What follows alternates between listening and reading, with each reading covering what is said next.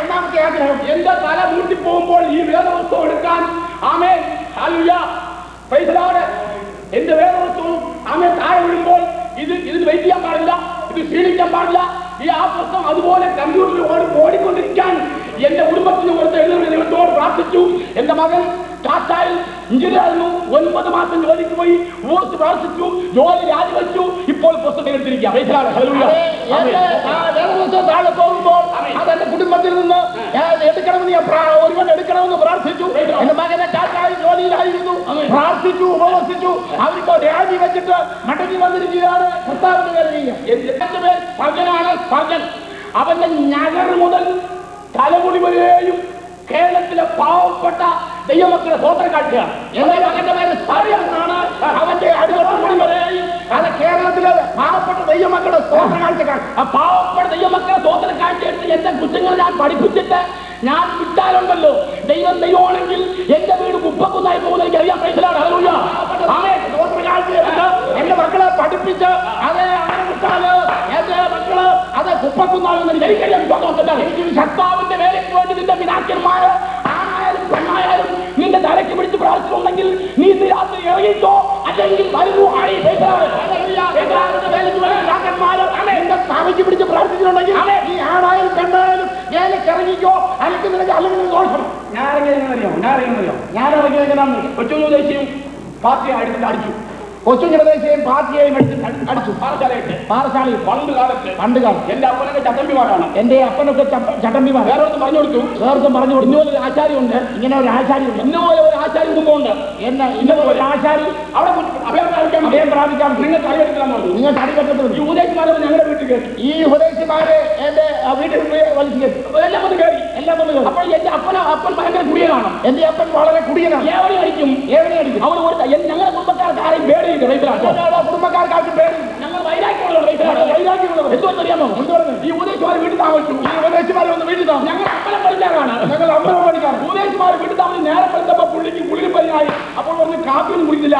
കുറെ പൊടിയരി കഞ്ഞി, നെല്ല് വാട്ടി കുത്തിയ പൊടിയരി കഞ്ഞിയും ഊറുക അല്ലെങ്കിൽ നാരങ്ങ കൂട്ടാനുണ്ടെങ്കിൽ കുടിക്കാമെന്ന് പാവപ്പെട്ട കൊച്ചു ഉപദേശി പറഞ്ഞു. അതെ, ഇവരവിടെ വന്ന് பார்த்தപ്പോൾ അത് കുളിര് ഉണ്ടായി, കഞ്ഞിയും മറ്റുമായി. അപ്പോൾ നേരം കൊടുത്തപ്പോൾ പൊടിയരി കഞ്ഞി തന്ന നാരങ്ങ അച്ചാറും തന്നാല് കുടിക്കാമെന്ന് കൊച്ചു ഉപദേശി പറഞ്ഞു. പെട്ടെന്ന് പൊടിയരി കഞ്ഞി വെച്ച് നല്ല ഞങ്ങൾ ഇറച്ചി വെച്ച് നല്ല ശാസ്ത്രീയമായിട്ട് പൊടിയരിയും കൊണ്ട് ഇരിക്കൊണ്ട് അങ്ങോട്ട് കഞ്ഞി വെച്ച് നല്ല ഊറുകായും ഇഞ്ചിയും പച്ചവളവും അങ്ങോട്ട് വെച്ച് തേങ്ങയും വെച്ച് ചമ്മന്തി അരച്ച് ഈ ഉപദേശിമാർ കൊടുത്തപ്പോൾ ഈ പാവപ്പെട്ട ഉപദേശിമാരെ പുള്ളിക്കാരൻ ചപ്പാത്തി അടിച്ച പോലെ അങ്ങ് മടമട കുടിച്ച് വയറ് വിട്ടപ്പോൾ കൊച്ചു ഉപദേശിക്ക് അനുഗ്രഹം കയറി. നിങ്ങൾക്ക് ആർക്കെങ്കിലും പ്രാർത്ഥിക്കുന്നു കേട്ടു. അപ്പോൾ അപ്പം പറഞ്ഞു, എന്റെ പെണ്ണും പിള്ള ഗർഭിണിയാണ്, ഇതാ വയറ് നൽകിക്കൊണ്ട് നിൽക്കുക. ഇവക്ക് വയറ്റ് വരുന്ന നടുവേദനയാണ്, 10 മാസം ഗർഭിണിയാണ്, ഇവക്കൊന്ന് പ്രാർത്ഥിക്കാൻ പറഞ്ഞു. വിശ്വാസമില്ല. അപ്പോഴേക്ക് എന്റെ അമ്മയുടെ വയറ്റിൽ ഹല്ലേലൂയ ഞാൻ കിടക്കുക. അപ്പോൾ ഈ ഉപദേശം എന്റെ അമ്മ വെച്ചതുകൊണ്ട് മുണ്ട പോലെ ഒരു കൈ തലയിലും വല്ലയിലും എവിടെയും വെച്ചു. അപ്പൊ ഒരു തൊലിയുടെ ഡിപെൻഡൻസേ ഉള്ളൂ ഞാൻ. ഇയാൾ പ്രാർത്ഥന, കർത്താവേ ഇത് ഈ കൊച്ചിനെ നിന്റെ വേലയ്ക്ക് തരുന്നു. ആമേൻ. കൊച്ചിന്റെ ഉപദേശി പൊടിയരി കഞ്ഞിയെല്ലാം ഇങ്ങനെ ഇരുന്നപ്പോൾ പിതാവിനോട് ചോദിച്ചു, നിങ്ങൾക്ക് പ്രാർത്ഥിക്കേണ്ട ആവശ്യമുണ്ടോ ചോദിച്ചപ്പോൾ എന്റെ ഭാര്യയ്ക്ക് വേണ്ടി പ്രാർത്ഥിക്കണം അത് എന്ന് പറഞ്ഞു. അത് താന് ഗർഭിണിയാണ്. വെച്ച് പ്രാർത്ഥിച്ചു. ഈ ഉദരത്തിൽ വെച്ച് പ്രാർത്ഥിച്ചു, കർത്താവെ ഈ ഉദരത്തിൽ കിടക്കുന്ന ശിശു ഒരു കർത്താവിന്റെ വേലക്കാരനായി തീരണം എന്ന് പ്രാർത്ഥിച്ചു. അതുകൊണ്ട് അങ്ങനെയുള്ളവർ പറഞ്ഞാൽ പ്രസവിച്ച് വെളിയിലിറങ്ങി വന്നു. 14 വയസ്സായപ്പോൾ ഐക്യമുന്നണി പാർട്ടിയുടെ ഒരു നേതാവാണ് രൂപം കൊണ്ട് വയസ്സിലാണ്. അതേ പ്രസവിച്ച് വെളിയിൽ വന്നു. 14 വയസ്സായപ്പോൾ ഐക്യമുന്നണി പാർട്ടിയുടെ ഒരു നേതാവായി ജന്മഭൂമികളെയും ഭക്തികളെയും വിറ്റ് അവൻ പാർട്ടിക്ക് വേണ്ടി പ്രവർത്തിക്കുമ്പോൾ ആചാര്യ പറയാണ്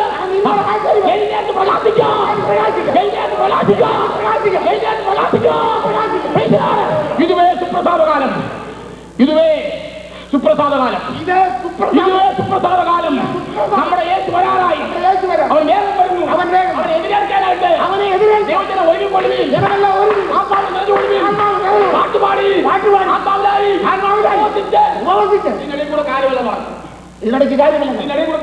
ഇതിനിടയ്ക്ക് കാര്യമില്ല. അവന്റെ രാജ്യവും നീതി അന്വേഷിപ്പിക്കും. മുൻപേ അവന്റെ രാജ്യവും നീതി അന്വേഷിക്കും. ഒരു വേലയുണ്ട്. അവൻ എന്നെ പ്രവർത്തിക്കാം. നീ ഭയ ആ പാത്രം നേടുക, പ്രവർത്തനം മുൻപോട്ട് ആരംഭിക്കുക. എഴുന്നേറ്റ് പ്രകാശിക്കാം, എഴുന്നേറ്റ് വേല ചെയ്യുക. അത് ഇതല്ല, വേറൊരു വേലയുണ്ട്. രാജ്യം രാജ്യമായിട്ട് എന്തൊക്കെ ഉണർവ് ആരംഭിച്ചുകൊണ്ടിരിക്കുക. മലയാളി ഉണരാമെങ്കിൽ കേരളം ഉണരാമെങ്കിൽ ഇന്ത്യ നഷ്ടപ്പെടത്തില്ല. കേരളം ഉണരാമെങ്കിൽ ഇന്ത്യ നഷ്ടപ്പെടത്തില്ല. ഈ രാത്രി കേരളീയരെ നമുക്ക് ഉണരാമോ? നമ്മുടെ യേശു വരാനായി പ്രാർത്ഥിക്കാം. നമ്മുടെ കണ്ണുകളെ ഒരു സീരി പാട്ട് പാടാം. ഒരു സീരി പാട്ട് ഈ രാത്രിയില് ഒരു സീരി പാട്ട് പാടാം. ഈ രാത്രിയിൽ ഒരു സീരി പാട്ട് പാടാം. നമുക്ക് എല്ലാവർക്കും കണ്ണുകൾ അടയ്ക്കാം, കണ്ണുകൾ അടയ്ക്കാം, ക്രൂസിലേക്ക് നോക്കാം.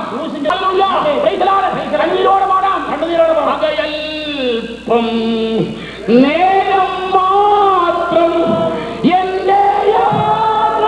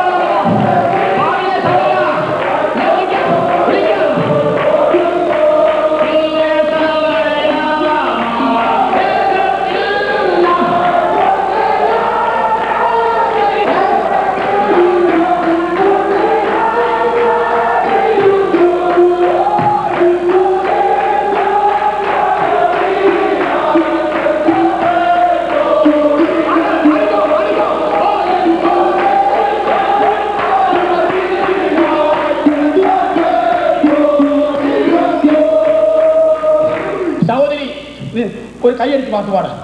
നിന്റെ ആയുസിന് കൈയടിച്ചിട്ട് ഇന്ന് രാത്രി അല്പനിലയ്ക്ക് ഒരു 5 നിമിഷമുണ്ട്. പൈസലാണ് സഹോദരന്മാരെ, കൈയടിച്ച് പാട്ട് പാടാം. പൈസലാണ്. ആമേൻ. ഈ പാട്ട് പാടാം. ഇപ്പോൾ ദൈവം ആത്മാവ് നിറയ്ക്കും. ആമേൻ.